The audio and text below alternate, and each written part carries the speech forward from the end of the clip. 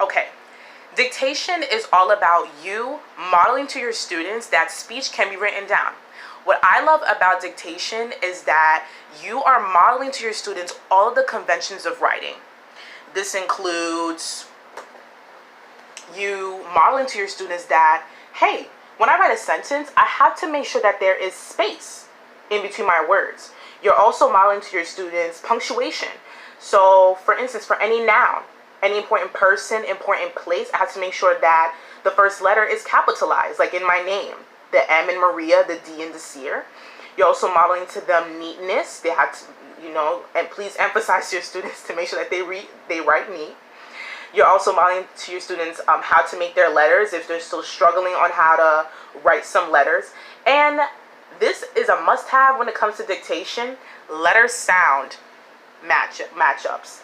You are modeling to your students that, hey, with every letter, there's a sound associated with it. Now, Kelly just finished telling our second grade class a story. Now I'm going to share with you our first activity. Now, the directions for this activity is very simple. Just ask your kids to draw you a picture. Now, don't panic if you don't have our book. It doesn't matter what book that you use. You're just telling your students to just draw you a picture. Here's one example. My student Ava drew me this picture. Can you tell what it is? This is her house. Now, after my students are done drawing their masterpieces, I will then call like 4 students to like my back table. I'm just going to work in small groups, but I'm also rotating. So I will work with 4 students for about 5 to 6 minutes. Now, when I'm with each student, I will ask each student to dictate or say a sentence to me about their picture. Now, with Ava, she said, "This is my home." So what I'm going to do, I am going to write down her speech. Okay, Ava, you told me this is my home. Okay. This. See what I did here? Since I have a new sentence, I have to make sure I have my big T. This. What was your second word? Is. Okay, so I have to make sure I have space in between my words. Is, space. You said my home. Can you help me spell this word? Ho, ho. What letter makes the H sound, Ava? H. That's right. Ho, oh, oh, oh. Home. Very good, Ava. M.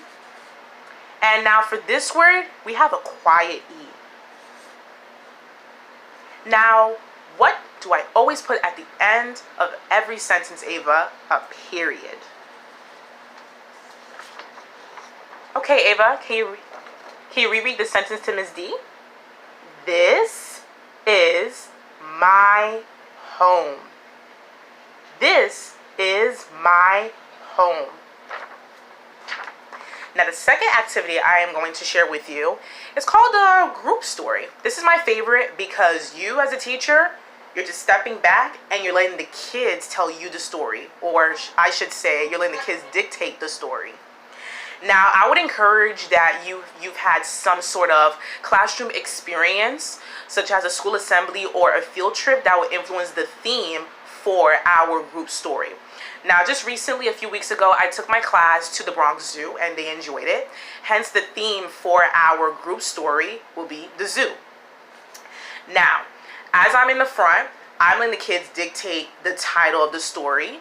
They're dictating the plot, the characters, the conflict, the climax, the conclusion, everything. They're dictating, they're telling me what to write down, and I'm doing that. And so then afterwards, after they tell me the entire story, I read it back to them again, using all the writing conventions that come with it. They're looking at me. They're seeing how I'm modeling on how to write the story. I even encourage students to come up to the board and read it on their own. And then right afterwards, as like a little project, I just take an anchor chart. I write the entire story down, and I just display it in the classroom, so that when the kids come in, they can look at the chart paper with pride and tell one another, yeah, we wrote this all together.